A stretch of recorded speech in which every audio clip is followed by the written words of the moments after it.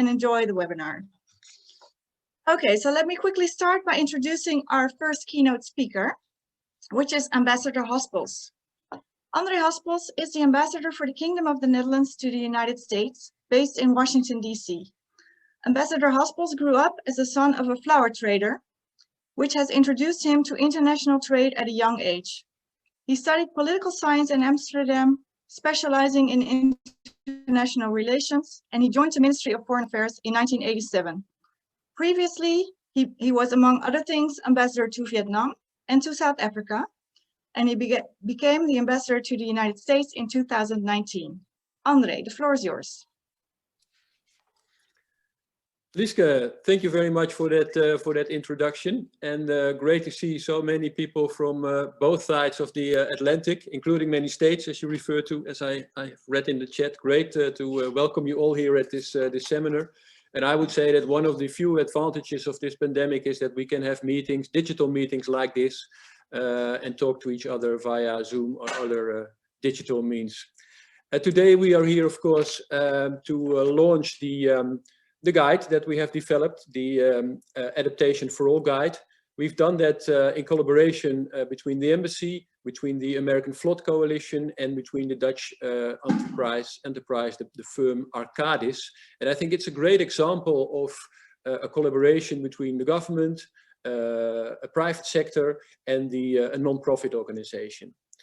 Let me thank all of them for contributing to this guide, and I'm also proud that we, as the Dutch government, were able to finance this guide. It's great to support very concrete these kind of initiatives.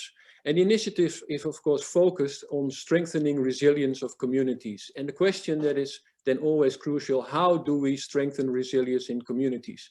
And if you look at this guide, you'll see a number of examples of solutions on how communities can deal with strengthening resilience.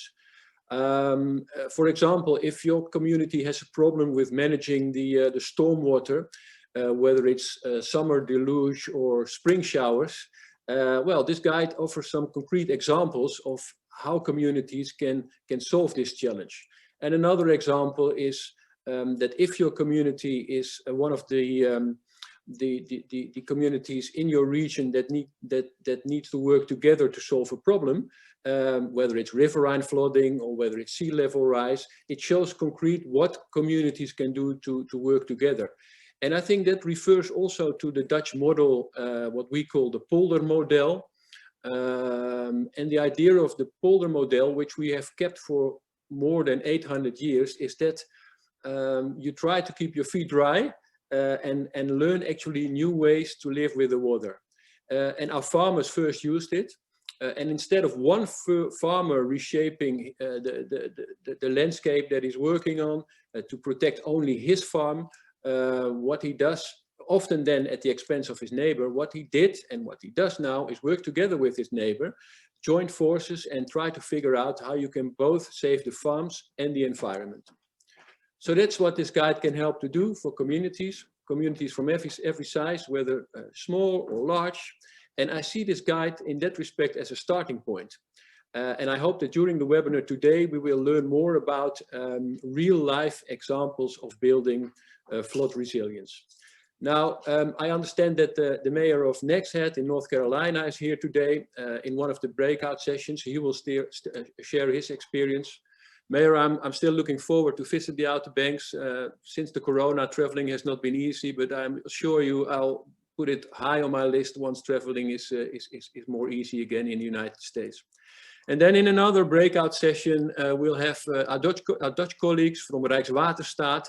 They will share their experience with the concept Room for the River. A quite interesting concept, and I'm sure that will fit nicely into today's program. We also have with us today Camilla Crane, who is representing the Federal Building Resilient Infrastructure and Communities Program, better known in many circles as the BRIC program. And of course, funding is an important issue for many communities. So we're happy to have her with us to answer any questions that you might have about the BRIC program, which is run by the FEMA, the Federal Emergency Management Agency. And at the end of the webinar, and I must say that is always a challenge because we have many experts around the table, but it would be great if at the end of the webinar we will be able to determine what next steps could be taken collectively, what next steps we might take to work on adaptation for all. And I'm sure that the guide, again, that is presented today can play a big role in that. So Lieske, thank you very much for giving me the floor, and I wish all participants a very successful seminar, and I'm happy to give the floor back to you. Thank you very much, André. Thank you for explaining the polder model to all of us, and also for giving us a preview in the webinar. I'm quickly going to our next keynote speaker, which is Melissa Roberts. Ms. Roberts is the founder and executive director of the American Flood Coalition. The American Flood Coalition is a nonpartisan group of more than 250 cities, elected officials, military leaders, businesses, and civic groups. It brings together leaders from both sides of the aisle to work on adaptation and help support and protect flood-affected communities. Prior to her current role, Ms. Roberts was, among other things, Director of Strategy at First Street Foundation and Engagement Manager at McKinsey & Company. Ms. Roberts studied history at the University of Pennsylvania. Melissa, the floor is yours. Wonderful. Thank you, Lieske. It's a pleasure to be here and get to share the guide and to welcome you all today. So to provide a little bit of an intro to AFC, the American Flood Coalition was founded 3 years ago with the goal to advance solutions to flooding and sea level rise for communities of all sizes across the country. And our members are on the front lines of flooding and are grappling every day with questions around how to find feasible and realistic solutions to build resilience in our communities. And we hope that this guide serves as a valuable resource to do that, not only for our coalition members, but for any community looking to try to build local flood resilience. And it only feels right, as we're finally here getting to launch the guide, to spend a moment talking about how the idea for this guide began. So as AFC funded and got to work alongside our Dutch partners on the 2019 Dutch Dialogues in Charleston, South Carolina, we saw the enormous potential of bringing together the best of Dutch and American concepts, but we also saw the limitations of being able to only work in one city at a time when so many communities were asking for help, especially smaller communities with limited budgets. And so we wanted to bring the very best of what we were seeing in the Dutch dialogues, a focus on innovating, listening to community members, and seeing a spectrum of solutions to all communities struggling with these challenges. And that was really the impetus for our collaboration on this guide. And at AFC, we're always looking for ways to make adaptation and resilience more accessible to our coalition members and to all communities. And this guide was an important way for us to do that. So we invested deeply over the last year to make this guide a reality because we knew it was filling an important void in making adaptation more accessible. And you might wonder why. What was this void? There's a lot of tools that already exist. There's a lot of projects in the headlines. But for us, we really have come to realize that in addition to projects and solutions underway in large and mid-sized cities, we know also that smaller communities have resilience needs that are just as important and often more challenging to meet with smaller staffs and budget constraints. And in fact, the only way our country will truly be resilient is if we can find, scale, and finance solutions that protect small, rural, and poor communities with the same attention we give to big, well-resourced cities. And this is something we know really well at American Flood Coalition because over 2/3 of the municipalities in our coalition's membership have populations of 50,000 or less. And much of the country's population lives in communities of a similar size.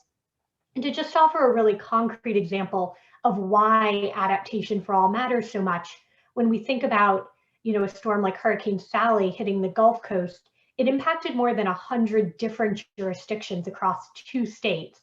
And the resilience to that storm is defined by all of those jurisdictions.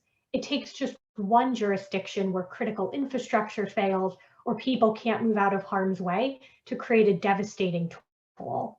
So we've kept this in mind as we thought about how to put together a set of solutions that makes adaptation accessible for all communities, providing examples from communities large and small, and breaking out approaches by cost and complexity so local leaders can assess what's needed to implement these solutions within the context of their budget and capacity. And we also highlighted case studies from across the US, but with a focus on hurricane impacted regions in the Southeast, where much of our membership is located, to really be able to provide concrete examples of local resilience approaches, which is what you'll find in the guide, and we'll talk about more. And now, more than ever, with many communities facing higher seas, stronger storms, and more frequent flooding, communities of all sizes are in need of new tools and strategies to prepare for flooding and sea level rise.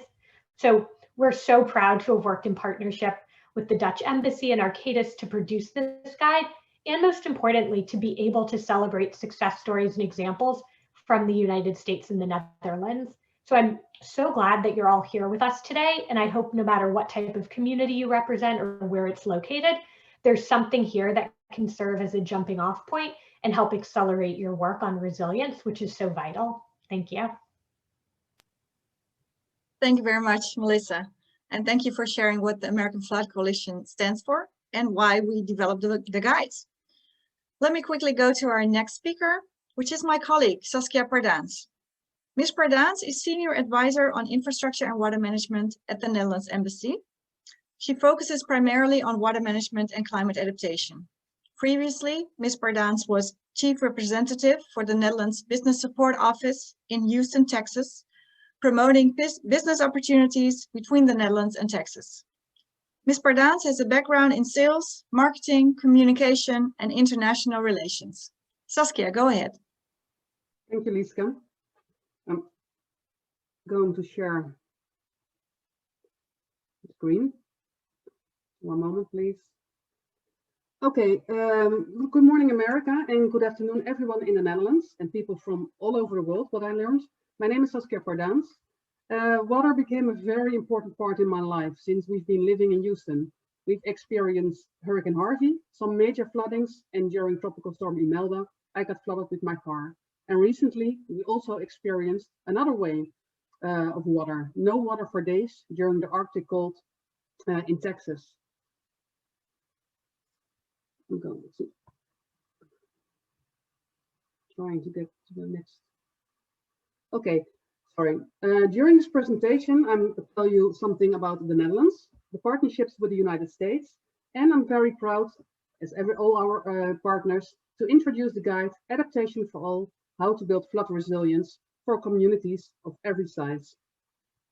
But first, I want to start with some background information about the Netherlands. We have 17 million residents, and 26% of the Netherlands is below sea level. Without coastal flood protection, 60% of the Netherlands would be prone to flooding, and half of our GDP is earned at or below sea level. The Netherlands is a third bigger than the size of Maryland, and we have learned to live with water and harness its power. In the last 800 years, the Dutch have created innovative solutions to water-related problems that threaten communities, economic capital, and the quality of life. The Dutch believe the work is never done. The Netherlands need to keep preparing to be safe from water problems, not just now, but also in the next century. Good water management and integrated planning is essential for the existence of our country. In the past 15 years, we've been sharing centuries worth of experience with our US partners in various ways. Since Hurricane Katrina, Dutch practitioners and leaders, such as engineers, policy experts, and architects, have been collaborating with their American counterparts to make US communities more resilient. But Katrina was also a wake-up call for the Netherlands. We learned a lot about emergency management. This collaboration played an important role in the development of new coastal and river-run defense structures in New Orleans and in a coastal master plan in Louisiana. And it also led to the Rebuild by Design competition in the New York area after Superstorm Sandy. And the collaboration led to resilience strategies in communities such as Norfolk and Charleston. While national news often highlights the projects and solutions on the way in large cities like New York, Boston, or Miami, we know that smaller communities have similar needs to build resilience to flooding and sea level rise. Since we have had also record-breaking hurricane seasons, all the numbers have been named last year, and spring floodings in the last years, communities of all sizes are in need of new tools and strategies to prepare for future flooding and sea level rise. That's why we partnered with the American Flood Coalition and Arcadis to design guide Adaptation for All, how to build flood resilience for communities of every size. The guide helps answer the critically important questions where to start building resilience. This guide covers 26 approaches to addressing flooding and sea level rise from communities both large and small, and both from the US and the Netherlands. And as Melissa already mentioned, we have been breaking out approaches by cost and complexity so that local leaders can assess what's needed to implement these approaches. And there are learnings that any city can take from the examples outlined in this guide. And we hope that they serve as a jumping off point for local leaders looking to build a resilient future for their community. And by using simple rather than technical language, this guide is designed as a resource that local leaders can use and share broadly during community-based processes. How to use this guide? The guide starts with key tips and ideas for developing a local flood action plan. And then you can review the approaches section for 26 summaries and case studies of the following approaches: land use and policy, stormwater and drainage, coastal and shoreline. And next, use the cost and complexity diagram to explore which approaches may best fit for your flood challenges, resources, and budget. And share the guide with your stakeholders to build community engagement.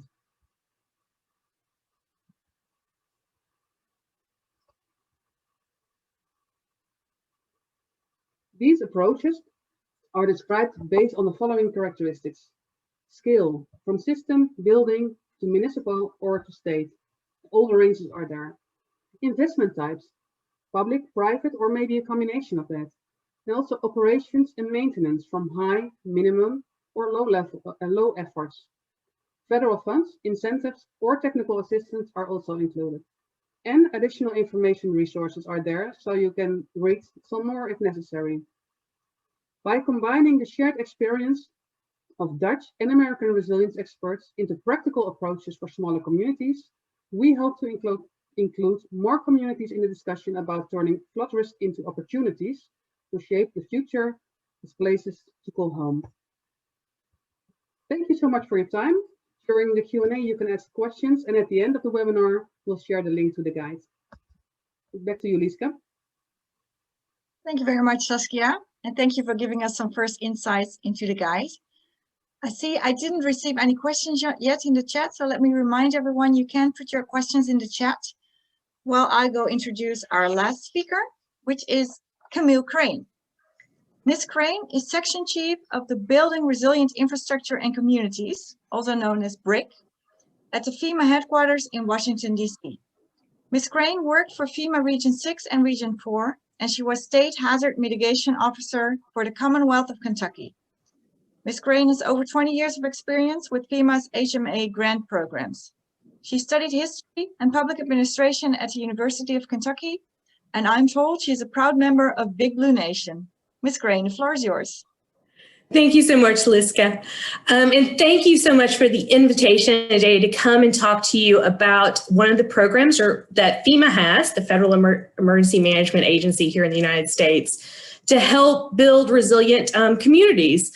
It's an honor to come and talk to you very shortly and give you a very high overview of our program, perhaps one of those federal resources that Saskia just talked about. So let's get started. So BRIC, Building Resilient Infrastructure and Communities, like I said, is FEMA's newest hazard mitigation grant program. It came about through the Disaster Recovery Reform Act of 2018. So after all the hurricanes and wildfires of 2017, legislation was passed in 2018. And part of that legislation was the creation of this program. We spent 18 months from October 2018 to the launch of our program in August of 2020, really thinking about what were the needs in the country. How could we help mitigate the risk to natural hazards and help communities and stakeholders build capacity? We did a large stakeholder engagement that had over 5,000 individual non-attributable comments and more than 70 agency letters, including from American Flood Coalition.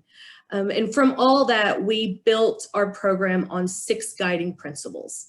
So going through these, first, we want to support communities' capacity and capability building. We really live with a lot of intention in their program design in the name of our program, building resilient infrastructure, but also building resilient communities. We want to encourage and enable innovation. We want to promote partnerships. We understand that one grant program on its own cannot fit all the needs of the country, but how can our grant program act as a catalyst to help different entities come together to achieve these outcomes? We wanted to enable large infrastructure projects. So we've increased the cost caps that we are able to fund to do larger infrastructure projects.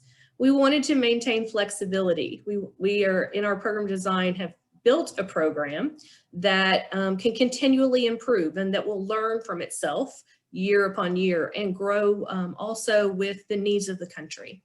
And then we wanted to provide consistency. As I said, we're one of FEMA's hazard mitigation grant programs. There are 3 in total, including us. And so usually these are run at the state level by our state hazard mitigation officers. So where we could be consistent with those other 2 programs, we wanted to do that. And of course, in our program design, we supported FEMA's strategic plan. FEMA's strategic plan has goal 1 to build a culture of preparedness. And goal 1.1 talks about increasing the mitigation investment.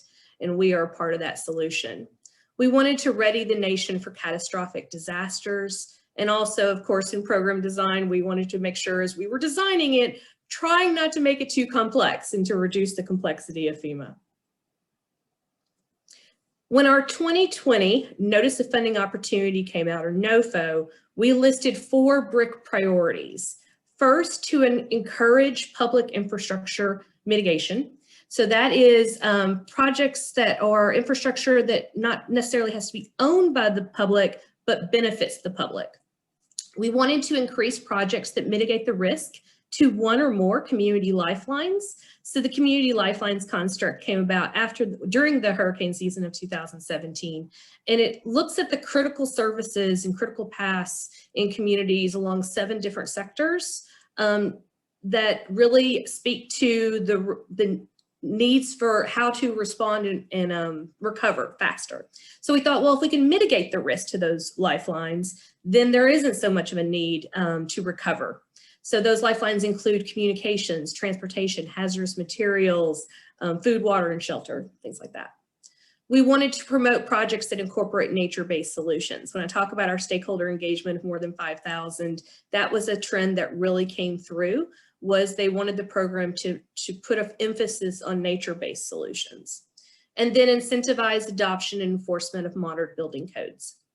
As you look across the Disaster Recovery Reform Act, DRA, you're going to see building codes mentioned throughout the act. And so we wanted to really make sure that our program also focused on helping communities adopt code that don't have it and enforce or better their code if they do, understanding that building codes are foundational to a community's resiliency. So this is what I lovingly call our pizza tracker. And it gives a high-level overview of where we are in the development of the program. And now, since the program has launched in August 4th of 2020, where we are in this first year of funding. So you'll see our red arrow right now speaks to that we are currently reviewing our first crop of applications we got in with our application deadline of January 29th, 2020. We have a very robust review process that will go throughout June of 2021 and some selections being made in summer of 2021 on this first crop of applications. So the question I always get is, okay, well, who can apply for BRIC? This sounds like a great program. I'd like to get some of this funding. How do I do that? Who can apply? So the applicants, and those are the folks that can apply directly to FEMA, include our 50 states, our 5 US territories, the federally recognized tribes, and the District of Columbia.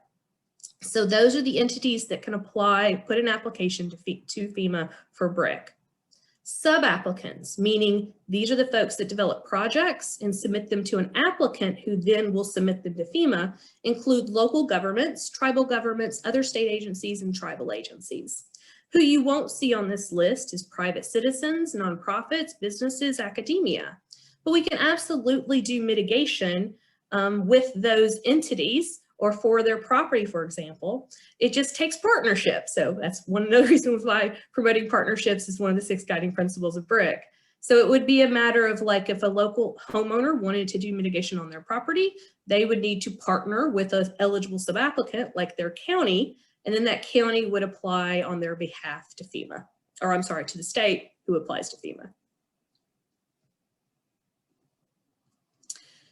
So one of the reasons we talk about BRIC really being game-changing and transformational is the way the program is funded. So we replaced the pre-disaster mitigation or PDM program that you may have heard about in the past that was around for 20 years. That was a congressionally appropriated program that got funding every year through congressional appropriations. And that funding would ebb and flow. Some years it was zeroed out. Some years there was only $25 million for the entire nation. At its highest, it was $250 million. What makes BRIC different is we no longer are reliant on congressional appropriations. The way the law wrote it is now every time there is a presidentially declared disaster, 180 days later, a 6% estimate is taken from those estimated disaster costs and put into what I lovingly call the BRIC piggy bank.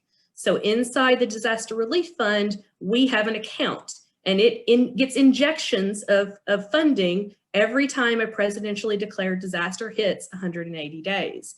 And presidentially declared disasters don't seem to be stopping or slowing down, so we are constantly getting new funding.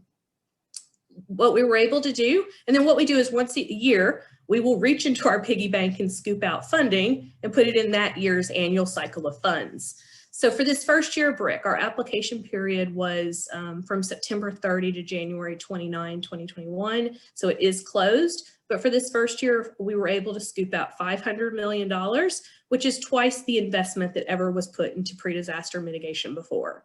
And we divided that out into allocations, tribal set-asides, and a national competition. As we talk about what do we fund, there's 2 main different project types I want to talk about. One is first what we term our capacity and capability building activities. And we have 4 different project types that fall into this bucket. That includes building codes. I talked about how strong emphasis the program puts on building codes. We're putting our money there. We want to help communities enact code, better their code, and enforce code.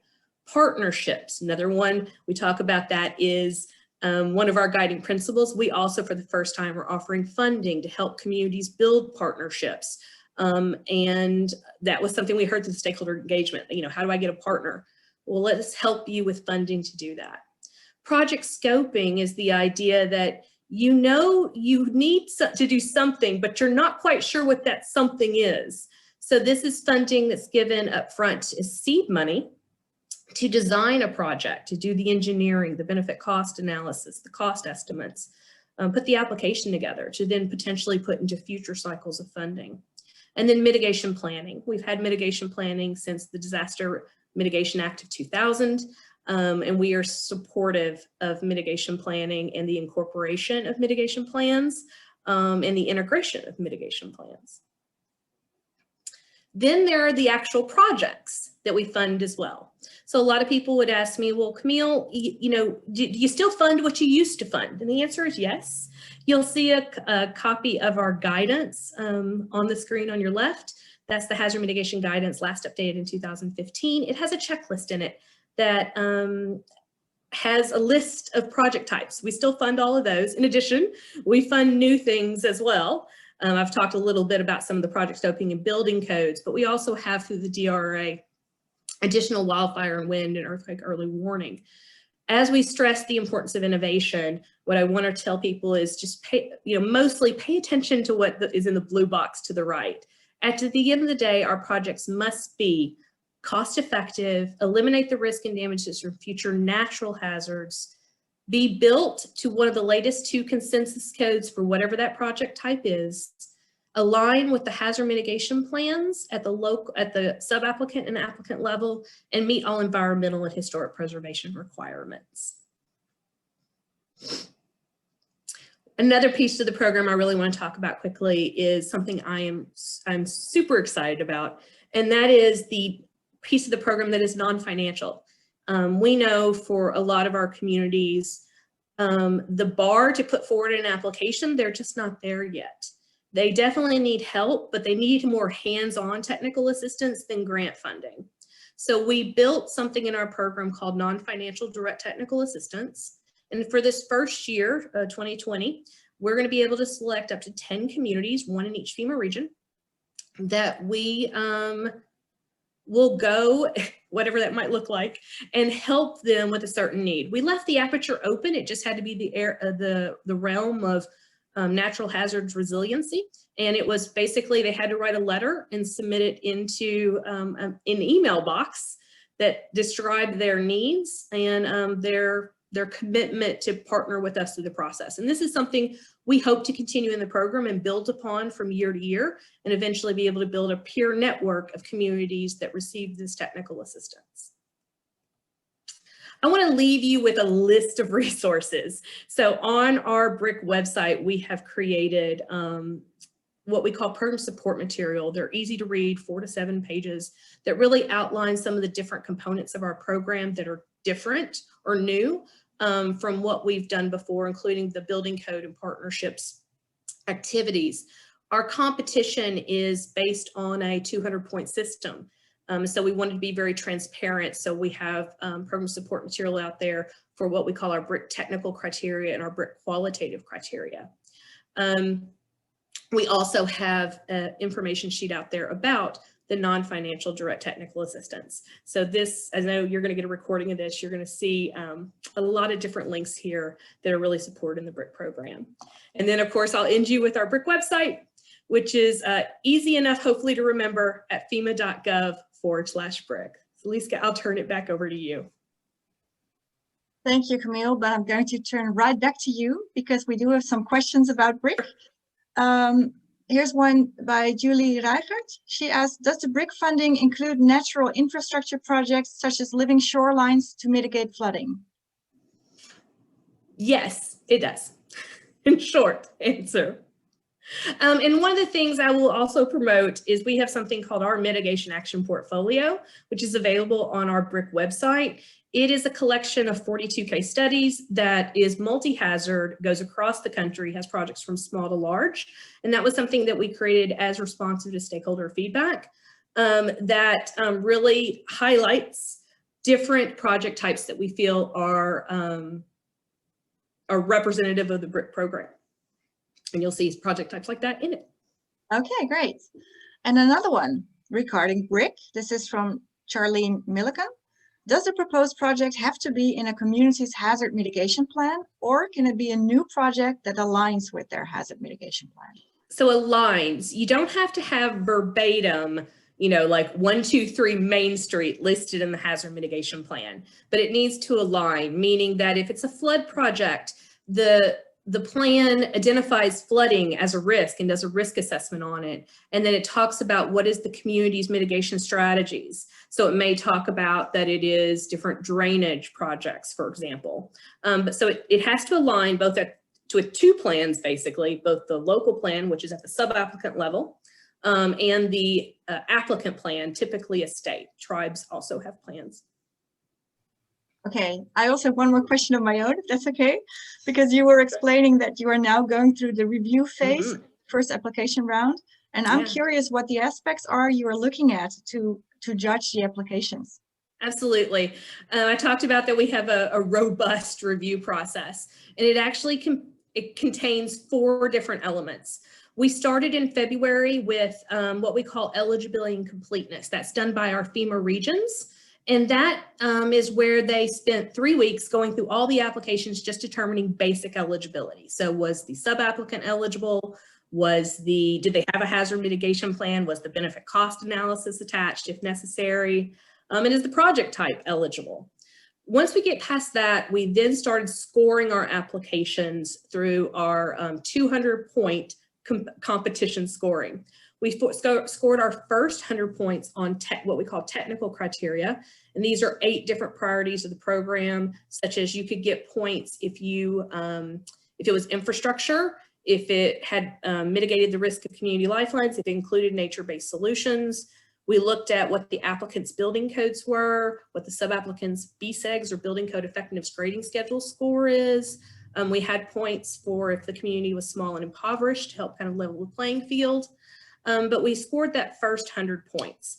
Then we took the top billion applications, and we're moving them right now into what we call our qualitative panels. So we are in our first of 4 weeks where we are doing peer review panels. So as of 30 minutes ago, I have 100 people across the country on a Zoom that are reviewing applications, and they're reviewing them across 6 other criteria worth another 100 points. And this goes into how does the applications look at risk reduction and resiliency effectiveness? Do they consider future conditions? Do they have good implementation measures? How did they leverage partners, and how did they do outreach?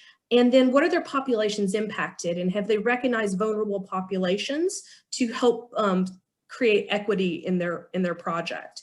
So once we get past that, at the same time, I have a tranche of engineers that are doing what we call technical feasibility and cost effectiveness review. So that's going on at the same time, where once the projects have been determined basically eligible, we now have them being reviewed for technical feasibility and cost effectiveness. That actually process will run through about May. And then we will start going, okay, now we have the answers across all these applications. Let's see how they stack with the 200 points, making sure all the eligibility has been met, and then going through that approval process to get the announcements out for which ones have been selected and are going to be sent back to our FEMA regions for pre-award processes in late summer. It sounds like quite a process. Good luck with that. I also have one question I would like to ask Saskia, also from the chat, from Herman Diaz. He asked, do the guidelines include potential options to address water quality issues resulting from stormwater discharges? Well, thanks for asking, Hermes. Yes, there are many projects in the guides that address flooding and water quality objects. So wait till the end of the webinar and download the guide, and you can read all about it. Thank you. That was a very quick answer, very good. I also saw a question about involving communities and the acceptance of communities, but I do know that the breakout sessions will also get into that. So my suggestion would be to end this plenary part and go into the breakout sessions, so you'll have enough time to discuss the actual projects, and then we'll get back to the plenary session after that. So let me explain the breakout sessions to you, and thank you very much, Camille and Saskia. We have 2 breakout sessions. When you registered for this webinar, you also selected a breakout session, and you will automatically be sent to the breakout session that you selected. Both sessions actually have the same setup, but they only have different examples and different speakers. The first breakout session covers 2 examples of watershed and stormwater approaches, Overdiepse Polder and Room for the River from the Netherlands, and Good Neighbors Stormwater Park in North Miami, Florida. And the moderators of that session are Edgar Westerhoff and Travis Johnson of Arcadis, and they will introduce themselves and the speakers in the breakout sessions. The speakers are on the sheet. And the second breakout session covers 2 examples of coastal approaches, groundwater lowering in the town of Nags Head, North Carolina, and coastal protection in Scheveningen, the Netherlands. The moderators of this session are Anna Baker and Annabelle Cryan of the American Flood Coalition, and they will introduce themselves and the speakers you see on the slide in the breakout session. So I suggest our technical staff, please open the breakout sessions. Thank you.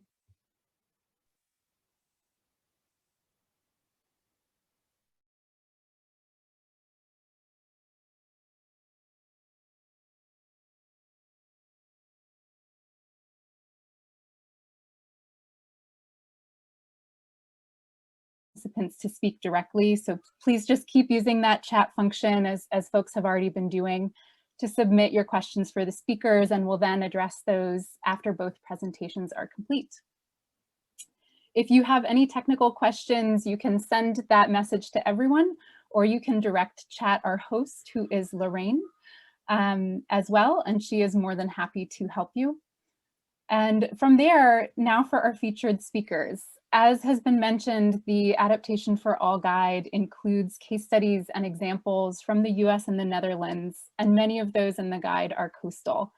We couldn't cover all of those examples in our webinar today, but the purpose of this breakout session is to really look in depth at a focused set of coastal projects.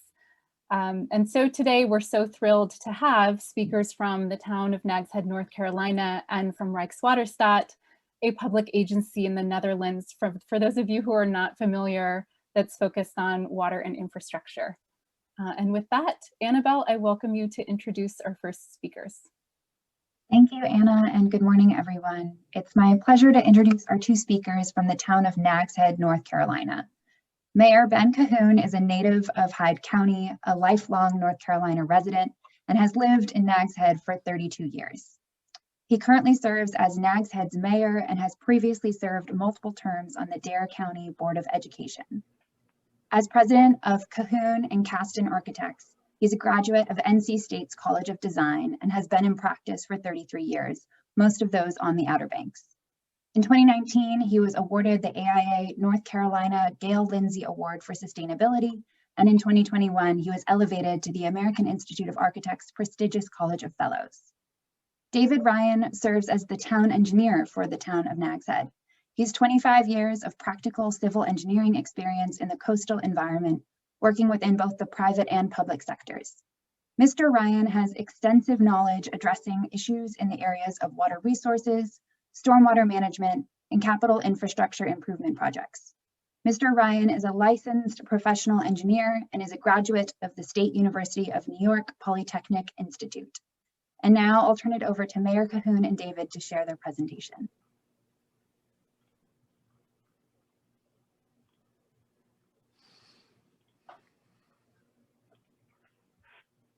Good morning, everybody. We'd like to go ahead and thank you for the opportunity to present our groundwater lowering project today.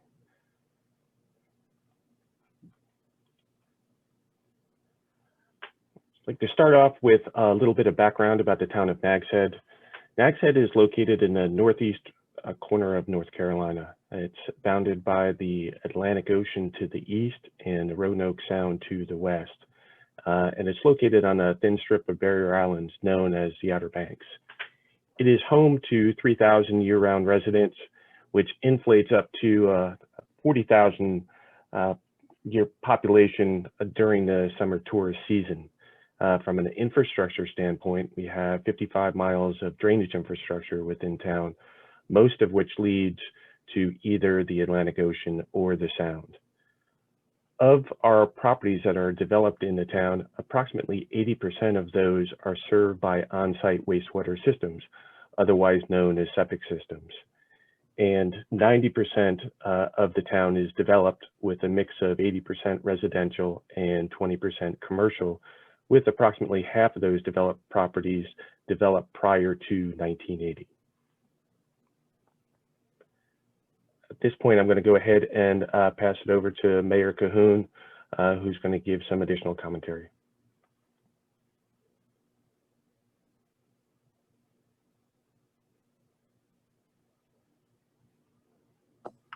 Thank you, David. I'd like to speak to, continue to talk about that context a little bit. Nags Head is 80% residential, and most of that is in the form of quarter-acre lots, which are a little over 1/10 of a hectare in size. And most of those were platted in the 50s, 60s, and 70s before there was any real sensitivity to stormwater management. What that means for us from a policy standpoint is that we only have about 3 vacant parcels that are 10 acres or larger remaining in the town. So new development rules about open space for stormwater management wouldn't really be meaningful to us. And with 90% of our lots built out, new stormwater rules on the remaining 10% of lots for stormwater management would have limited effect. And what all of that really says is that this is our stormwater management is really an infrastructure issue, as David is going to show you. Geographically, the town is sort of divided in half. The northern half of the town is a bowl-shaped configuration between a dune system, between two dune systems, really. And the southern half of the town is fronted by the tidal bay or sound. And what that means is that we have, as a town, to be flexible with our solutions and not try to apply a one-size-fits-all for all of our drainage problems. From a stormwater management standpoint, what we try to focus on is flood control and water quality. And through our policies, we try to preserve vegetation and our open spaces, as well as encourage a reduction of hardscapes for both a functional and cost-effective approach through flexible design, all to maintain our community character. I talked a little bit about development standards earlier. To a great degree, people choose to live and vacation in Nags Head because of the way we preserve the environment and maintain the environment. Water quality is very important to the people who live and vacation here. So our development standards already, with only 30% lot coverage on residential and 55% lot coverage on commercial, means there's a lot of open space in the community. And as I said earlier, all of this stormwater management is also geared toward protecting environmental water quality, because that's important to our residents and our visitorship. So what we've seen in the town of Nags Head is a changing climate, as observed from this graphic, which is an aerial photo taken post Hurricane Matthew in October of 2016. What you see here is extensive flooding through the north end of town, and what appears to be canals or drainage features are actually major transportation routes here within the town. So we are challenged by responding to these extreme events of this scale and magnitude. So most of our focus is based upon the smaller scale or residential type flooding as seen in this photograph here. So what I'd like to talk about is one of our neighborhood projects which we embarked upon, where we tried to take a conventional approach towards resolving a localized issue, and had to revert to an alternative approach, because that conventional approach, the construction happened to coincide with a wet weather period. And we had seen some extensive flooding during construction. So the proposed solution was now perceived as a problem with the local residents. So what had occurred was the system capacity, which was created with these improvements, which was comprised of a series of pipes and swales and ditches, all leading to an infiltration area, that the system capacity was exceeded by the amount of rainfall that was introduced to the system. And without having an outlet, our water budget was out of balance. So what we needed to do was to find a solution that was both cost effective and rapidly implemented in order to resolve the issues that were at hand. So after consultations with the local engineer and the hydrogeologist, we were able to come up with a pretty simple solution towards addressing this problem. This consisted of an installation of a series of residential well pumps, which was able to lower the surface water within the infiltration basin, as well as provide a mechanism to remove water from the system.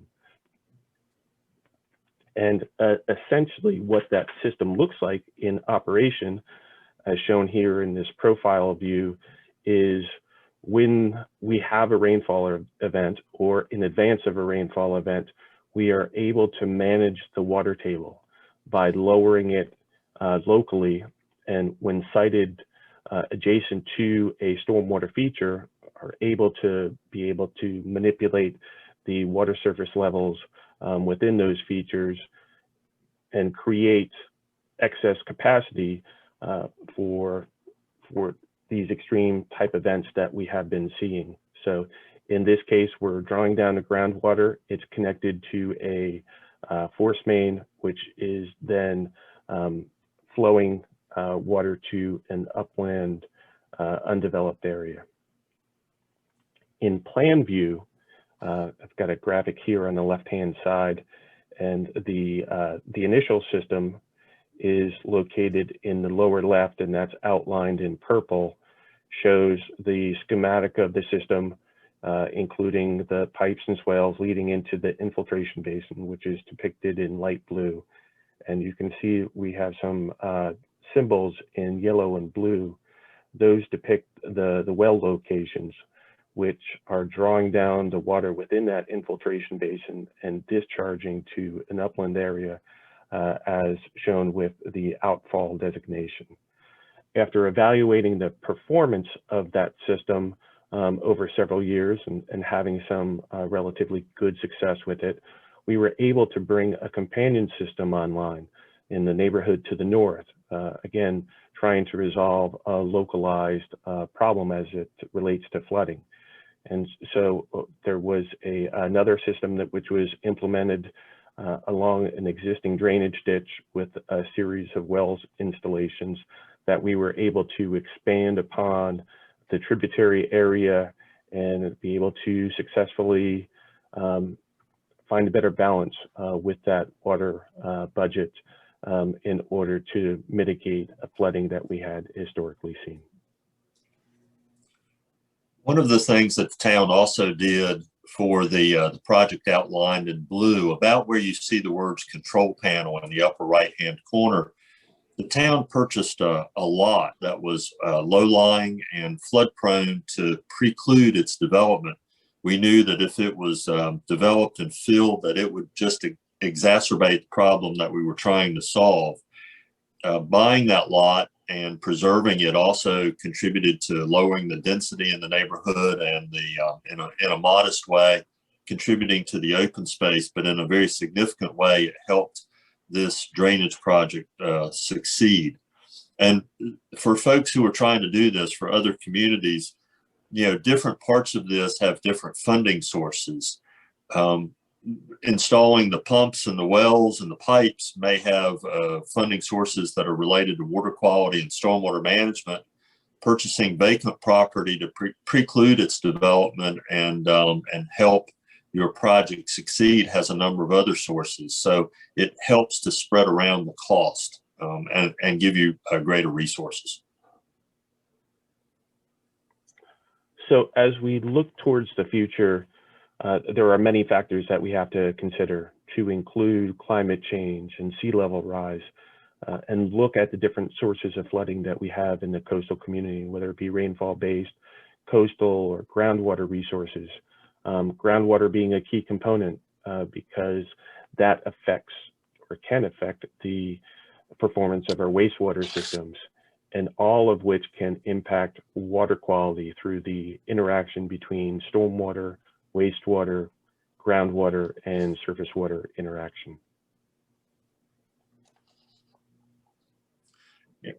Nags Head is a small but fortunately economically advantaged community.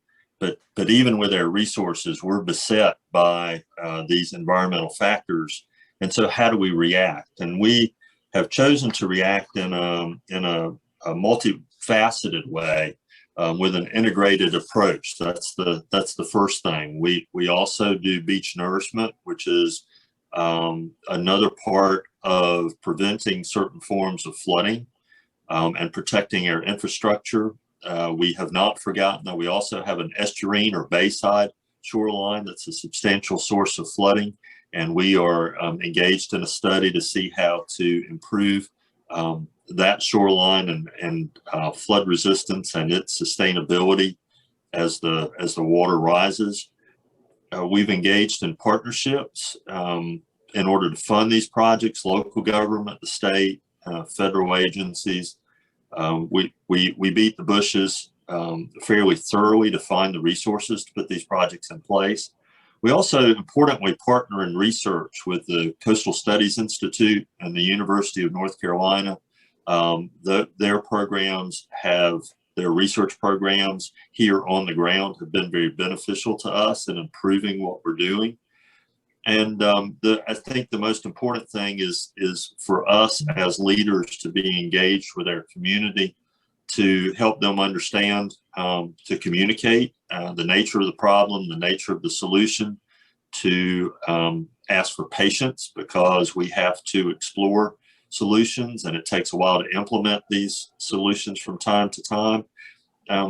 And we do all of that as we advance toward what we believe is a much more resilient community. Thank you. Yep, thank you. And we will go ahead and answer questions after the next speaker during the dedicated question and answer session. So thank you again. We appreciate the opportunity. Great. Thank you so much, David and Mayor Cahoon, for that excellent presentation. I see a number of questions in the chat box and encourage everyone to continue entering those. And after the next presentation, we'll break into the discussion. So with that, we will move directly on to our second presentation, and I will introduce our next speaker. So Quirijn Lauder is Principal Advisor for Coastal Flood Risk Management at Rijkswaterstaat, the executive branch of the Dutch Ministry of Infrastructure and Water Management. In his role, he initiates and guides key research projects focusing on present and future adaptation of the Dutch coast, and based on insights from research and practical experience, he provides strategic advice to the senior leadership at the ministry and to other flood risk management organizations in the Netherlands and abroad. His work outside the Netherlands focuses on collaboration with the coastal management authorities around the North Sea and with the US Army Corps of Engineers. Quirijn is a member of the editorial board of the upcoming US Army Corps of Engineers International Guidelines on the Use of Natural and Nature-Based Features. And since 2012, he also holds a guest lecturer position at the Delft University of Technology, where he supervises master's students on coastal research and management. So with that, Quirijn, the floor is yours. Yeah, thanks. You should be able to see my screen now. Yeah. Yes. Well, thanks all. Thanks Ben and David for the interesting talk before me. I would like to give you some examples on coastal adaptation in the Netherlands. Firstly, a bit on us. We are part of the federal government or national government, and we are the executive agency. So we build highways, maintain our coastline, build flood defenses, etc. We have roughly 8,000 employees. So I will start firstly with the height map of the Netherlands. So this is the major part of the Netherlands, and everything in blue is below sea level, and everything that's either blue or yellowish is flood prone. So you can see the major part of the Netherlands is either very low or at least flood prone. And so in many places it looks like this. This is in the interior of the country. This is Lake IJssel, and here we see a barn which is clearly largely below the water level. And if you then map out flood prone areas, it looks like this. So we have a coastal zone that's that can flood when levees breach, and also in the riverine area we have similar areas that are flood prone. So to summarize our coastal adaptation strategy, it basically falls out in two parts. We have the first part is to feed our coastline with the sediments it needs to adapt to sea level rise. So we do nourishments, similar to as the colleagues from NAGSED explains. And when necessary, we implement local projects to increase flood protection. And whenever we aim to combine multiple approaches, so we don't only do flood protection, but also try to provide recreational services and benefits for nature. I will give some examples, and I'll start with the first strategy.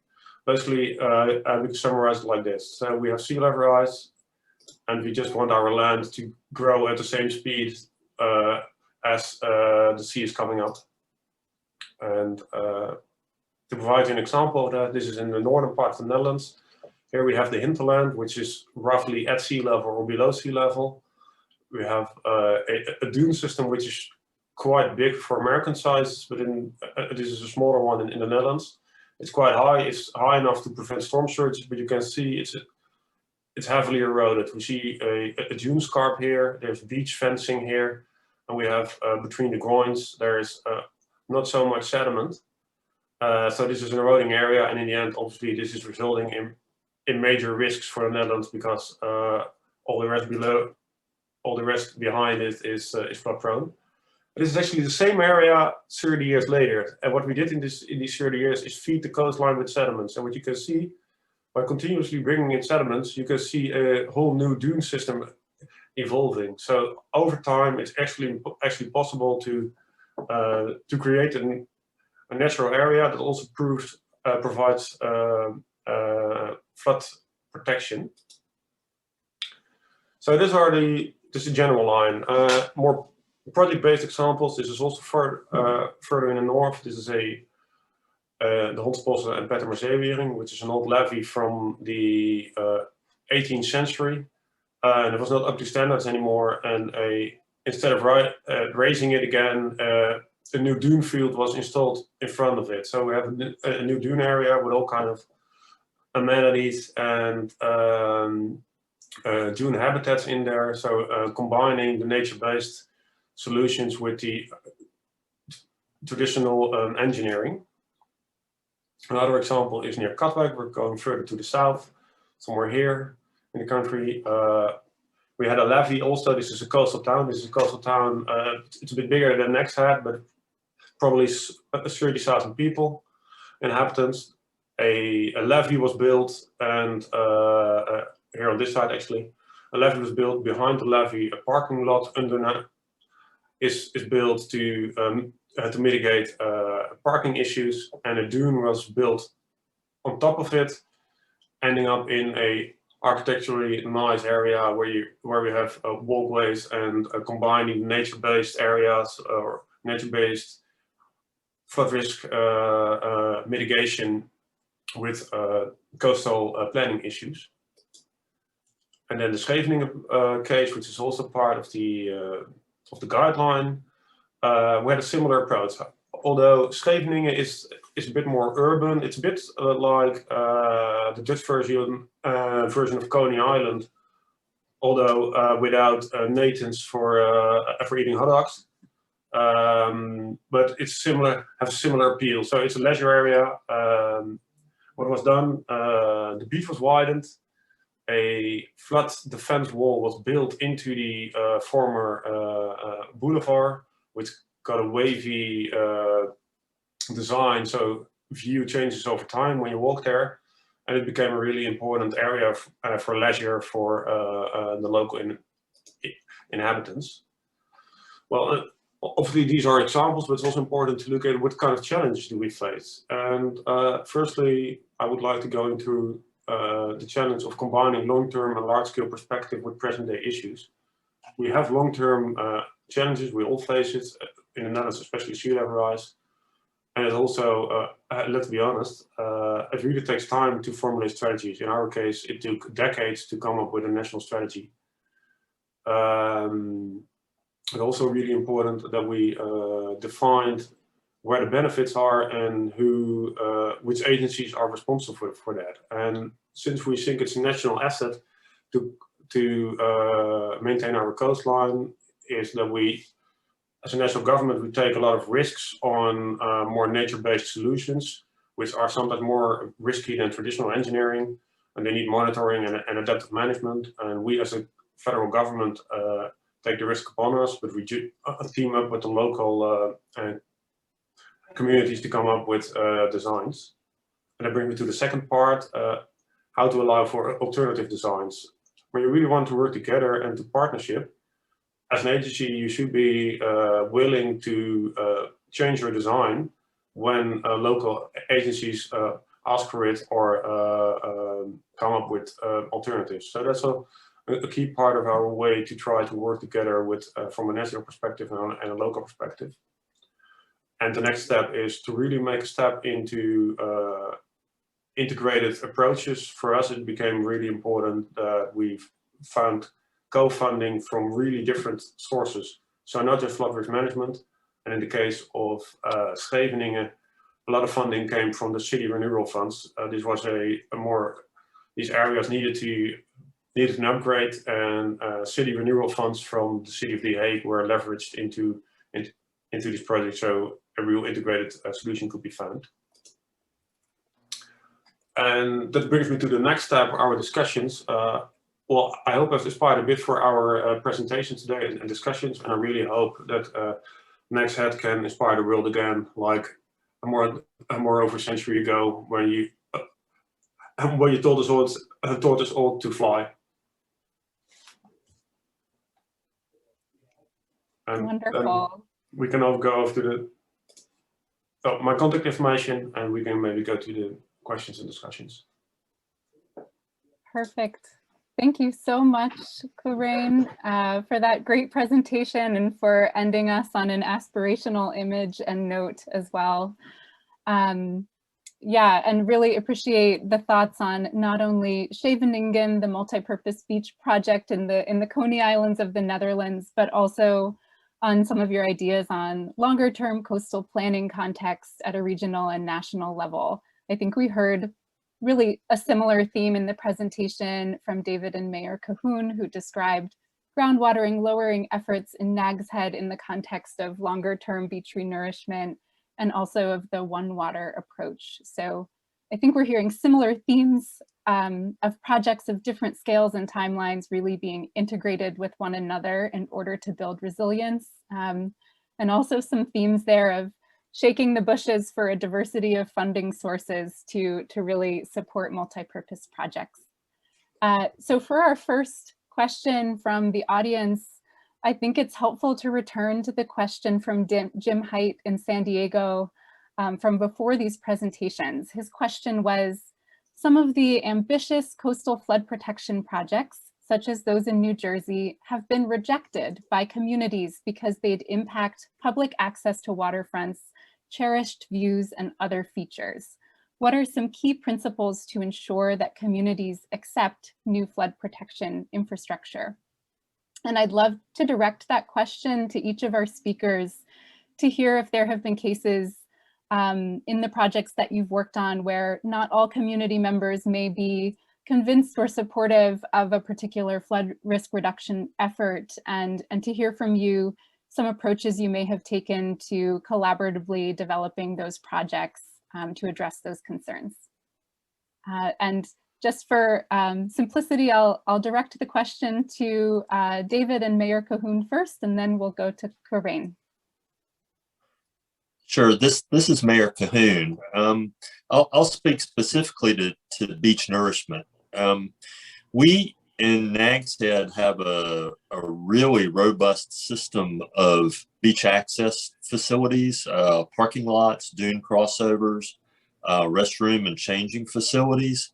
And that approach has helped acceptance of beach nourishment, of the cost and the occasional disruption of being able to use the beach, and has built support for that.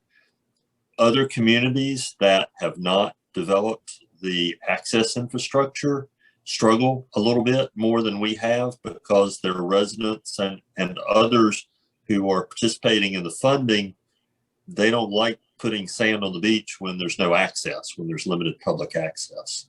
So that investment in public access is really critical.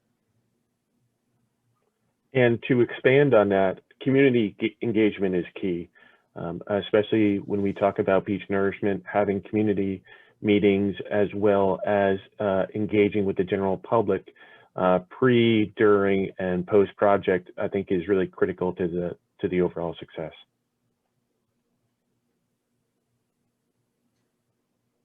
Excellent. And Quirine, do you have comments? Yeah, I do have comments, and also mostly on, it's really important to emphasize also that we're obviously in different states. The Netherlands is we're in a pretty different state than many places in America. And so in the Netherlands, it's not really popular to be opposing flood risk management because everyone sort of understands that it's necessary. So obviously there's always debate, but debate is not, there's no real fierce debate on whether projects should be undertaken. It's mostly on how projects can be undertaken in such a way that they are economically feasible and bringing more than just flood risk management and in that case, for instance, local cultural history is really important. So being able to include cultural elements of a local city into a new plan, I've seen at least that helps a lot in getting projects approved and in place. And sometimes that asks for diverging a bit from the optimal flood risk management solution, which is fine as long as you, because there are more goals in life than just the flood risk management. So it's sort of flexibility, but opposition is maybe sometimes a bit less. Wonderful, thank you. And realizing we just got our 5-minute warning, we only have time for maybe 1 or 2 more questions.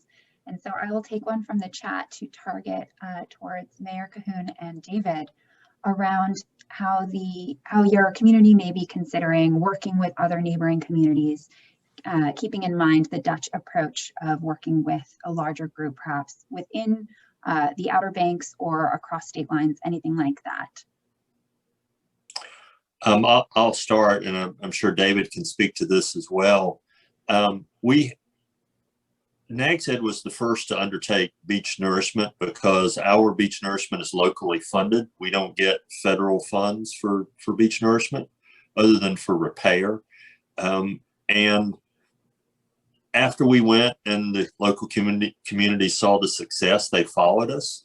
And so we have a cooperative funding plan with our county that works with all of the towns as they undertake their beach nourishment projects. That's important. And we do keep open lines of communication with the neighboring communities north of us primarily, whether technical cooperation may be beneficial in terms of surveying for beach nourishment projects or other kinds of activities like that. Right, and I think initially we have gone at it just looking at it from the community as the town of Nags Head. As we plan for the future, we're looking at how we can go ahead and collaborate, how we can create some efficiencies by partnering up with our other neighboring communities to conduct the beach nourishment process in a more effective and efficient manner. So long term, I think it's important to have those partnerships. There's other areas that we can explore opportunities as well. Stormwater management is another area that I think we can capitalize on, because here on the Barrier Island, we do experience many of the same problems. So having more of a regionalized effort towards resolving those issues would really be beneficial to all. Wonderful. And I will switch over to a question from Hermes Diaz in Coral Gables, Florida for Quirine. Do you have to deal with porous, highly permeable soils? And if so, how? Yes, of course. Well, we have no bedrock. So, or at least there's only like 1% of bedrock in the Netherlands. It's all sediment. So sediments are obviously permeable. And in some area, in the southern parts, especially when the dunes are quite small, and the freshwater reserve below the dunes is also quite small. So there are issues with increasing salt in the hinterland, and but in the middle part of the country, the dunes are quite big, so there's the pressure from fresh water against seawater is still quite okay. But there are areas where obviously mainly agriculture is shifting towards a more salt tolerant way of agriculture, because in the end we also feel that you can't until the future always hold your own strategies, and you might need to adopt changes in landscape use, so also in agriculture. All right, wonderful. So our time is almost up. I think we'll wrap it up there. If folks have more questions, feel free to reach out directly to our speakers. We'll make sure you have their slides and their contact information. So that concludes our discussion session for today. In a moment, I believe we'll all be directed back to the main Zoom session again for concluding remarks and a link to the guide. So thank you again, Mayor Cahoon, David Ryan, and Corrine Lauder for your presentations and the excellent examples that you shared with us today. Rijkswaterstaat, the executive part of the Ministry of Infrastructure and Water Management. Ralph has been with Rijkswaterstaat for over 20 years, and his expertise is in river management and in hydraulics and morphology of lowland rivers, quite technical. Ralph has a special focus on applications of nature-based solutions for flood protection, and he has worked on the Room for the River program in the Netherlands as a scientific advisor for hydraulics. Ralph also contributes to the Delta program, which aims at keeping the Netherlands a safe and livable country in times of climate change for the next 30 years. And the 30 years, I think, will provoke some questions, Ralph. The floor is yours. Yes, thank you, Edgar, for the nice introduction, and thanks for giving me the opportunity to speak about community participation. And let me share my screen. I think everybody can see my screen now. Yes, okay. So I'm going to talk about very briefly about the community participation in Dutch flood management, and I couple that to Room for the River. Yes, well, this is most probably how you might know the Netherlands. So it's a very, well, we are a small country, we are a friendly country, lots of dikes, locks, sluices, etc., etc. So that indicates that water management for us is really a matter of national survival, but on the same time, water is also an opportunity. So if we do something about deep protection, we can couple that to economic developments or recreational or increasing biodiversity, for instance. Now, we have already a long-lasting history of operation and maintenance for our dikes and our embankments, and also for the main rivers. But every now and then we have to do something extra, and one of those extra things is the Room for the River program. This is a coherent set of 35 measures divided all over the river branches, and they make sure that our flood water levels drop in case of high discharge. And the measure that I'm going to talk about is locally known as the Overdiepse polder. Well, you already know the word polder. It's kind of land reclamation, and is located in the western part of the Netherlands. So here you see again another figure of it. This is the Overdiepse polder. Please know that this is the situation before the project was going into execution. So you still see farmers distributed over the polder. And again, polder means reclaimed land. So if you look at this specific project, the polder as such was actually created in 1904. So it's a kind of an island. And again, a large reallotment process took place in the 70s. So there was a lot of activities already for many decades. It's a relatively small area, about 220 acres. And the idea of the government was to use this area as a kind of retention area. Well, the farmers that were already in that polder, they didn't like that kind of measure so much, because it interfered with the business farming. So they sat together and tried to find out another solution that they could still continue their farming. In the end, out of the 18 farmers that already were in the area, 8 remained, and they adapted to this new situation, and others stopped or continued the business on other places. So they, when discussing about this alternative plan, they agreed upon some principles. One of the main one was perhaps that there was a kind of equal, kind of level playing field. So the interest of the Water Management Authority and the interest of the farmers was equal. So they would really listen to each other and also base their discussions on science and on scientific arguments. And then all the procedures would follow in a later stage. There was also the agreement that the financial position of the farmers would remain the same. And they agreed that the probability of flooding was less than once every 25 years, which ensured the farmers to continue their business.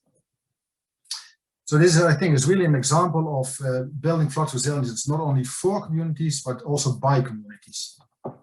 Now I'm making a big step towards the new situation. This is an artist's impression of that new situation, divided into 2 parts.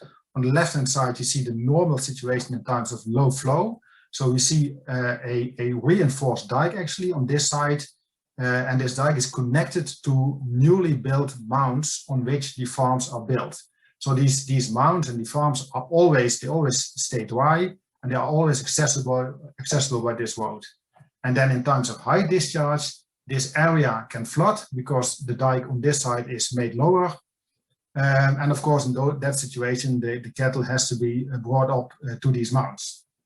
And after the period of high discharge, the water is just let out of the area by gravity, and the last bits and pieces are pumped out. Here you see another situation. So this is again an aerial picture with the 8 mounds for the 8 farms. This is the construction of a mound, so it's really quite an endeavor to make those things. And here you see the first new people going to the new houses.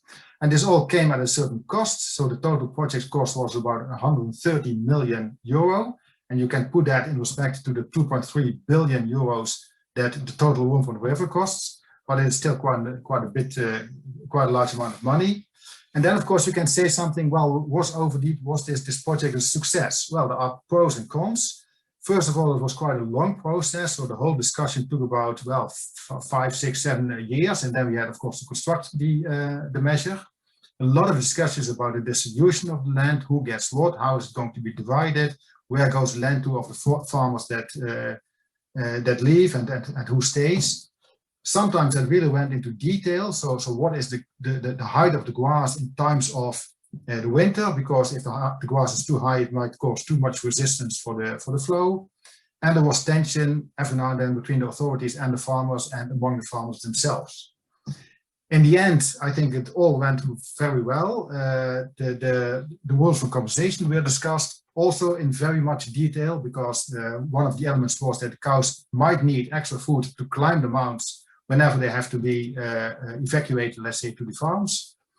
And one of the success factors may be that this is a very small community, only 18 farmers, and you might wonder that if you have if there are 60 or 70 farmers or families involved, if you still can get to the solution.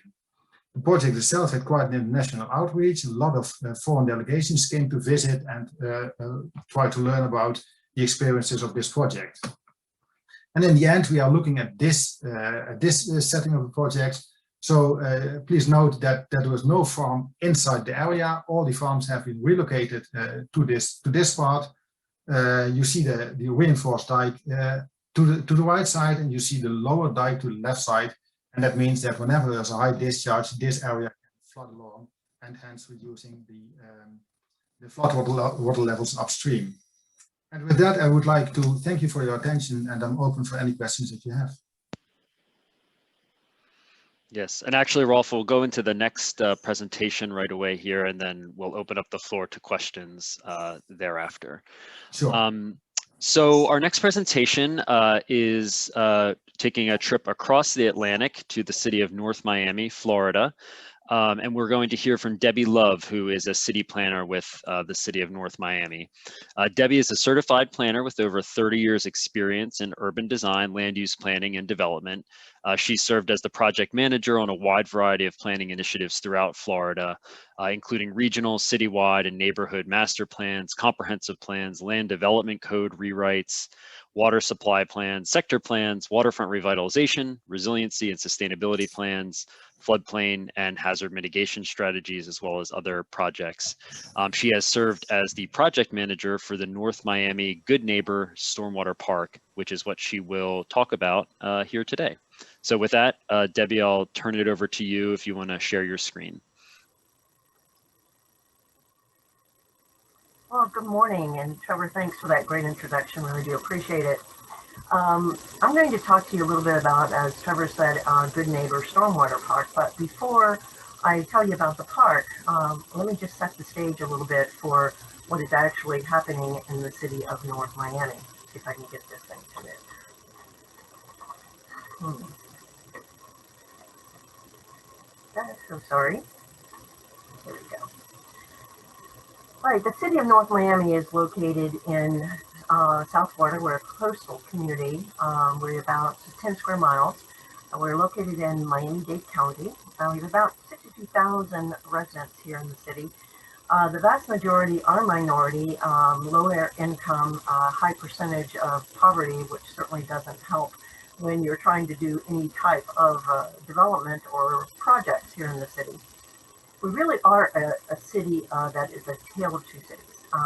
The hash mark that you see there in the center is where the Stormwater Park is located. As with most of the area in South Florida, we're highly urbanized, lots of concrete everywhere, but we weren't always that way. What you're looking at is a survey from 1840, and again, that cross mark is where the Stormwater Park is located. And you can see by this that North Miami and South Florida in itself was actually built on an old slough. It's the headwaters of Arch Creek. This entire area is called Arch Creek. It connects with what is now known as the Everglades. The water flows from north, southeast, and on into Biscayne Bay. It still happens today. We have it really is an amazing thing to see how much water that continues to flow under this urbanized development in the city. As you can see by this aerial, the site is this flooded site here. It remained flooded most of the time. And even in the dry season, it was the ground remained pretty soggy. So it really didn't provide much, if any, community benefit as it was as it stood. So we had an opportunity to partner with Van Allen Institute and their Keeping Current project. Our project started in April of 2019 when Van Allen issued a global request for design from architects and designers to repurpose and reimagine the portfolio of repetitive lost properties that we do have here in the city as a way of saying, how can this be replicated elsewhere? There were a number of key objectives that needed to really create a space where people would like to be at, to promote that well-being and other types of opportunities. It did definitely have to manage stormwater. We were looking at a project that we were hoping would be able to raise our community rating system points, and it really needed to look at climate change as a whole and be replicable throughout the city as well as throughout South Florida and elsewhere. So, as I said to you, it sits smack dab in a residential neighborhood, right in the middle. And so we wanted to do some community surveys so that folks could actually see and figure out, our design team could figure out, well, what do people really want to see at that location and what do they need? So you could see that the number one desire that they'd like to do was to walk. So it was no surprise to see that they really wanted to have walking trails and some green space in that area And they did tell us that over 50%, almost 50% of the folks said that they were flooded quite frequently. So we set up a series of activities that we could get the input from the community, whether it's actually on the site or in various venues throughout the city, with the goal of just interacting and learning a lot of information. One of the favorite activities we did was what we call speed dating, and that was where the community had an opportunity to meet each of the design teams, because this was a competition, an international competition, and the information we got was priceless throughout all of this community engagement. But more importantly, it really helped to engender trust and get people on board with the project, which is really important. And what we think is critical to any type of project that's smack dab into a residential neighborhood is getting ownership and buy-in from the neighbors themselves. Most of the, in the norm, drainage and is either hidden, the facilities are either hidden or they're underground. And we really wanted to make what was the invisible visible, because the whole goal was to typically sort of red pill people about that flooding is occurring now, and this is an issue now, because so many of the models speak out to 2050.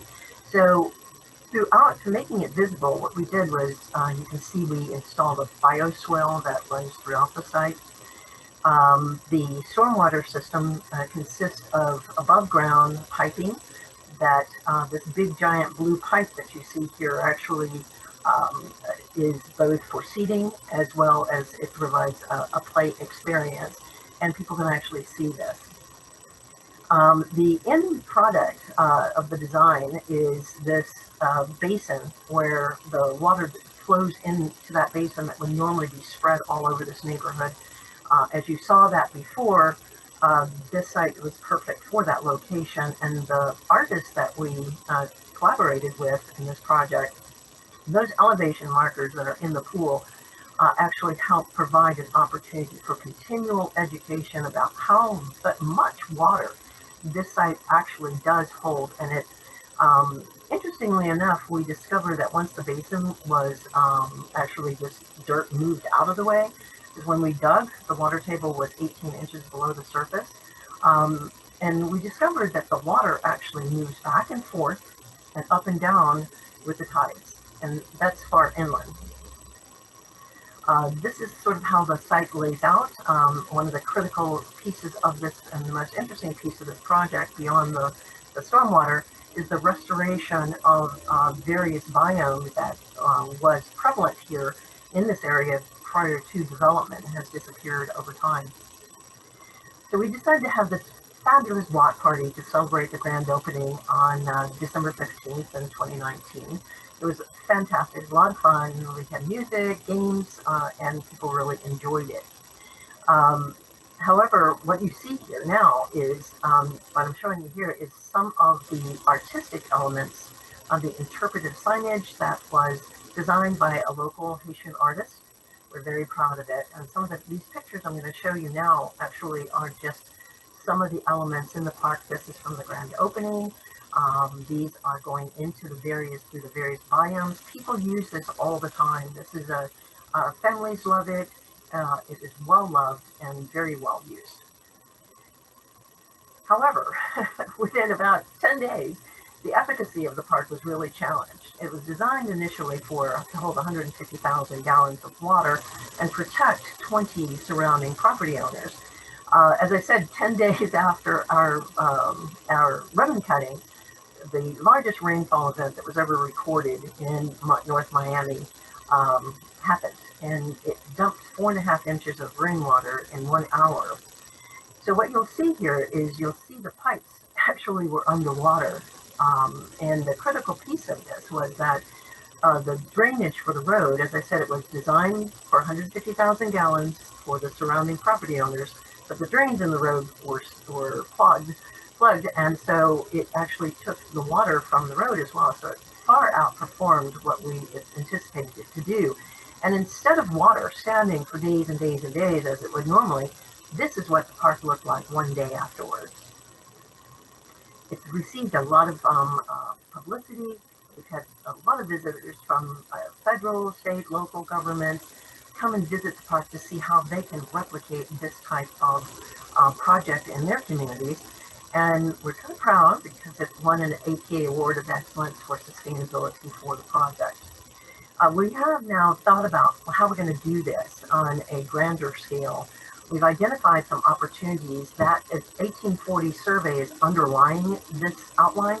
And you can see that there's some really deep areas that we think are some great opportunity areas to replicate this project on a more scalable and create a network of these type of stormwater parks throughout the city. And they'll all be based upon typologies, whether it's a through parcel, a corner parcel, a smaller parcel, half a parcel. So that design really is important to us as we move forward into the future. And with that, that's mine. Hopefully you all learned something, and trust me, you can replicate this in your community as well. Thank you so much. Thank you, Debbie. Well, that was fascinating to see how the community at large is living with the challenges that come with water. And Ralph, in your presentation as well. And maybe I can kick it off with a first question for you, Ralph, because we all know that successful resilience works embrace the potential for future conditions, and adaptive design is and should be part of that. So how does that work for Room for the River? What is the potential for adaptation, and what would that adaptation look like? And maybe in your answer also elaborate a bit on what the situation would be beyond 30 years from now. Yeah, well, thank you for the question.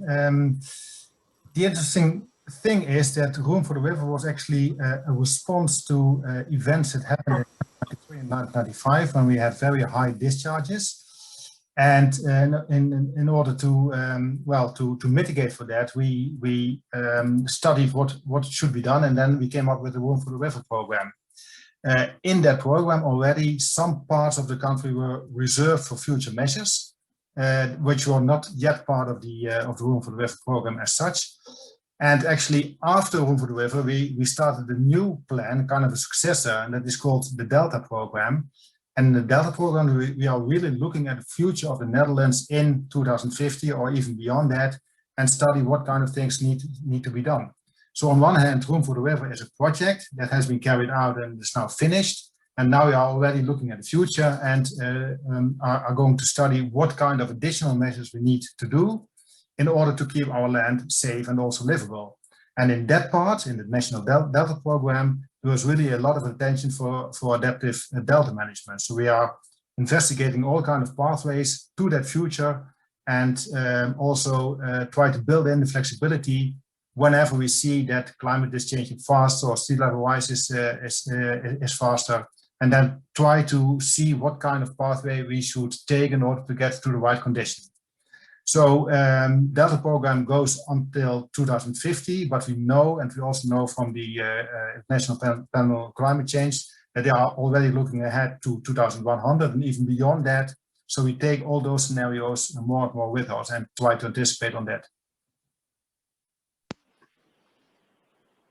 Great. Question from the chat for Debbie, I think, although Rolf, you may have something to add from the Dutch perspective, but obviously sea level, you mentioned, Debbie, that the groundwater table in the park was influenced by the tides, and of course the tides are increasing with sea level rise. So a question from Jason Dubois, hopefully I'm pronouncing that correctly, if pertaining to that issue and how the designs for the park or overall strategies would account for adaptability over time and address the potentially rising groundwater table.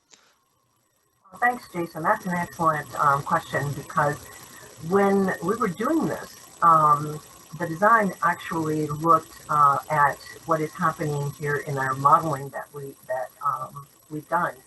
We have a climate compact where a number of counties get together, and we've done a model to look at the speed of sea level rise and the anticipatory responses. So our park was initially designed with that in mind.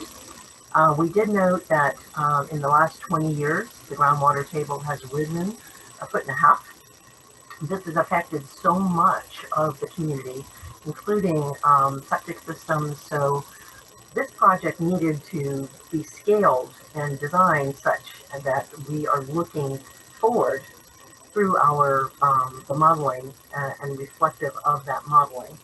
This is why a network of these stormwater parks will be absolutely important to the community as we move forward, because while this protects this little neighborhood, as you saw, there's a lot of other neighborhoods that can benefit from this type of project as well. So thanks for the question.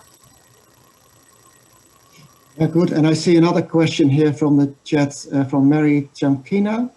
And she mentioned, or at least she recognizes the different scale of the projects presented here. And maybe thoughts, Ralph, by you on, we know that water storage, you can even say it comes with a price per cubic meter. And if you compare the various scales, what suggestions may you have in general for the US when it comes to watershed approaches and stormwater handling?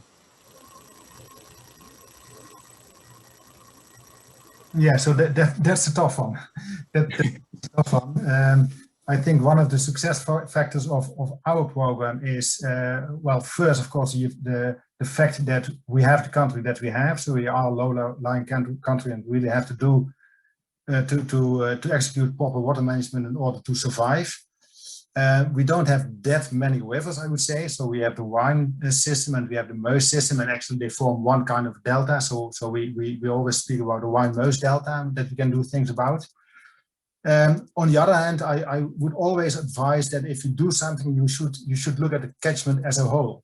So not only at the part, but study the system as a whole and look where you can solve your problem the best. So is that enlarging the discharge capacity and hence reducing the flood levels, or is it more in the source where you can try to hold the water back as much as possible?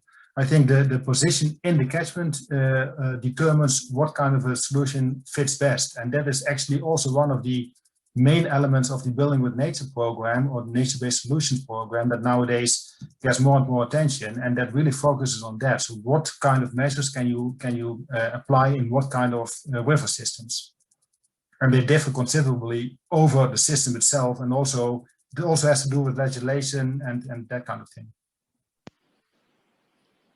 Yeah, and to follow up on that, I mean, Debbie, you mentioned at the conclusion of your presentation, the sort of you're looking to implement similar approaches at a larger scale throughout the community and identifying other sites, which certainly increases the sort of impact of that type of site-based approach.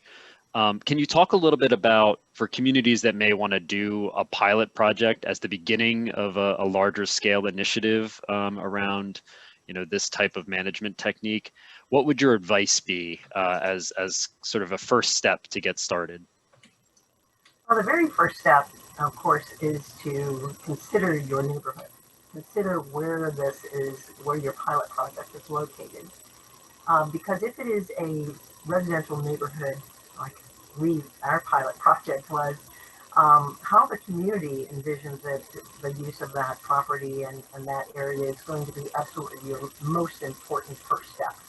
Then to get into the engineering and modeling, these sort of innovative projects usually are the most challenging to do because you're first out of the gate and you get a lot of resistance because, gosh, we've never seen that before, or we've never done that before. And getting the other agencies that may be involved with your project on board and education is absolutely important. Remember, I told you that education was a very key component of this entire project.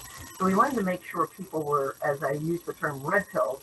So it's not just the community, it's your agencies, it's your elected leaders. This was a big eye-opening experience for our council because we had been working on resiliency for a while, trying to get it off the ground and get people to buy into it. This was a major eye-opening experience for our council. So first, you have to figure out what the community wants. Second, you need to educate all of the different agencies and the elected folks. And then third, you really need to look at it on a larger scale when you're engineering, because this, for example, covered 20 different properties. And doing green infrastructure design where you're not creating culverts and underground stormwater system, you have to really look at how the land topology works and what sort of direction you would have to get on a larger scale. And so it's really not just the individual site. It's really looking at a more of a watershed, regardless of whether you're doing an entire watershed or not. You still need to understand the flow of the watershed. I think we have time for one more question, because Debbie, I'd like to build on your buy-in challenge. People need to buy in order to participate, and at the end of the day, to make this project successful, and that counts for all of us. So, Ralph, if we bring the participation to your program, I see a question here from Susan Larcher. Was there a cutoff for the farmer participation in the program? So in other words, if say only a handful or a number of farmers would have participated, would that been a problem for the execution and the planning? Yes, I already addressed that shortly in the chat. It is a very good question. I'm not sure about that. I think it is now went in the right direction, in the sense that some farmers decided to outsource their business, so they went farming at different places, and other ones just quit altogether. And that means that also the available land could be divided amongst the other farmers, and they could enlarge their scale. So I think it was more of a problem when all the farmers decided to stay, because then, well, you of course you needed 18 mounds, and there was I think not sufficient place to make a process to get to the end of it. Can you speak to some of the key challenges and ways that they were overcome? Yeah, there was a very nice slide about, let's say, the whole project area, and also then the reactions to the environmental impact assessment, and really point out the difficult projects. And the difficult projects are always those projects which really interfere with people's property or people's businesses. So the not in my backyard adagium was also part of Room for the River. I think in the end it all went quite well, and one of the key aspects is communication. Just go out, talk with the people, try to convince them that it is really necessary, and well, because of the situation again in the country, we managed to do that, and then try to, well, incorporate also the wishes of the various persons that are involved. Make sure that compensation is good and not too good. We are the Netherlands, we have to find a balance in that. But I think in the end, communication is really the key factor.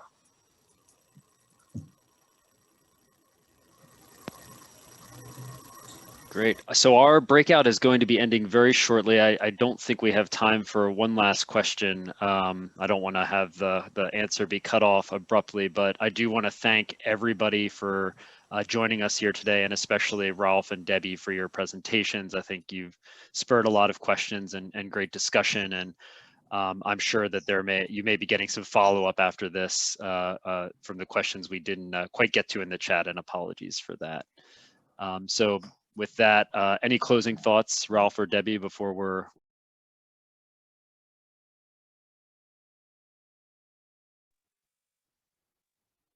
And welcome back.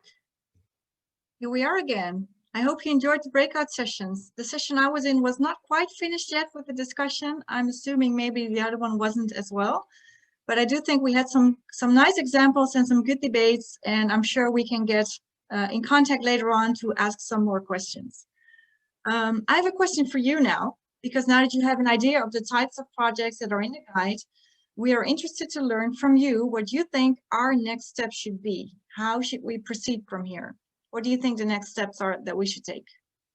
You can write your answer in the Mentimeter, the code's on the screen, and take your time. Well, I will introduce the final speaker of today, but the code will still remain in the screen. And our final speaker for the closing remarks is Mr. Piet Dirke. Mr. Dirke is the global leader for resilience and water management at Arcadis. He has 35 years of working experience on 5 continents in water management, urban resilience, flood protection, waterfront development, and climate adaptation. Prior to working for Arcadis, Mr. Durke was, among other things, professor in urban water management at the Rotterdam University of Applied Sciences, and he worked on assignments in Asia, in Indonesia, Singapore, Vietnam, Bangladesh, to name but a few. We've asked Mr. Durke to give us some closing remarks for the webinar. Piet, please take it away. I can't get to the big screen. Can somebody help me?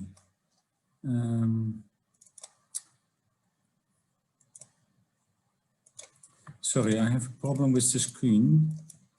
It is very small.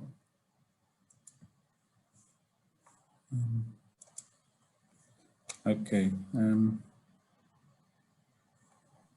For us, you're on the big screen, Piet. Okay. Only we don't see you. I'm trying now, yeah. Okay, can you see my screen? Yes. Okay. Sorry for that. I had. Okay, just some closing remarks. I think there's a lot has been said. It's very hard to summarize that all, but just let me try. Could you turn your camera on, because we cannot see you? Oh. Yeah, maybe you can see me now. Yes, that's great. Yeah. Thanks. Okay, sorry for that. Okay, closing remarks. Just a few keywords to remind us of what many speakers have been talking about, and I think that's more a bit of a red thread in the discussion. First of all, we talked about US-Dutch collaboration here. It's very valuable. I've been with this now for 15 years. We recently had a kind of a reunion session with Louisiana, discussing how it all started with the Dutch dialogues with David Wagoner and Dale Morris and others in Louisiana, and have been collaborating ever since. But this collaboration, of course, also brings very valuable results for other communities across the globe, and I think also for communities of all sizes. So that's really an attractive thing. There was a lot of talking about costing. How do we get the money for funding? We got some great inspirational examples how to get money, federal or from other sources, private sources. But let's not forget, when we talk about the costs and the funding, that first and for all, it's about the benefits of resilience. And those benefits go far beyond only flood protection or avoidance of damage. They also bring us many benefits for the ecosystem, social benefits, health and safety benefits. So there's a lot of benefits that we can count in when we deal with climate resilience. So it is really, really worth your money. Every investment in climate resilience is good for your community, and you will have definitely a good return on investment on that. If you count, particularly if you count all those other benefits that were mentioned, for instance, when it comes to tourism or quality of life and all those other aspects. I think we learned a lot about how important it is to have everybody involved, landowners involvement when it comes to Room for the River, community involvement. It's all about active involvement, but also about creative involvement. We saw examples of how you can use creative solutions, even have artists involved in drawing people's attention or to educate people. We also saw that multifunctional solutions like the ones in the Netherlands, but also others, bring additional benefits if they serve the community with those benefits and be even more attractive, making better use even of that precious space in our urban communities. And we also saw that every solution requires multiple parties, public and private, governmental, NGOs, different scales. And that means also that we need to think about best ways of collaboration, how to align all those parties, how to build partnerships, also pay attention to leadership in communities. That is very relevant for success. We learned that nature-based solutions are the best. Nature-based solutions are more resilient, are more sustainable, and they are adaptable. With rising sea levels, we can adapt them as well. And of course, we talked about inclusion and equitable community resilience. In the end, this is for the community.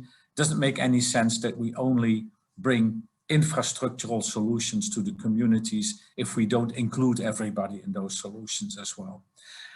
And I think today was a great example of learning experience. We need to continue to learn. We don't have the answers yet to everything, but we can learn by doing. We can learn from our best practices.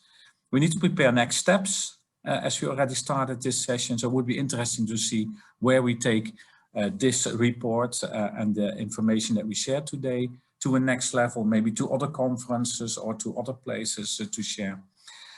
And let's summarize my own summary in maybe 3 very short statements. Let's build with nature, let's give room to our rivers, and let's all, as we learned from the Dutch dialogues, let's learn to live with water. And that's it from me. Thank you. And back to you. Thank you very much, Pete. That's a great summary of a great webinar. So now I'm curious to hear what you think our next step should be. Maybe we could see the slide if people have commented on what the next step should be. Is that possible or is that not possible? There it is. Oh, okay. I'm going to need some time to look at that, but time seems to be running out. So I'm going to the last part of this webinar. And it's time for me to thank all the speakers, the moderators, the technical staff, and everyone else who helped make this webinar possible. And of course, all of you, the participants, thank you for joining us today. And as a small token of our appreciation, I now have the privilege to present to you the link where you can download the guide, Adaptation for All. So here it is. Da, da, da, da. Oh. The link will be posted in the chat and it will also be sent to you next week, together with the recording of the webinar, the presentations, and any questions that may not have been answered during the webinar. So thank you very much again, and I hope you will enjoy reading our guide, Adaptation for All. Have a nice day. Thank you. Bye-bye. Thank you. Bye-bye.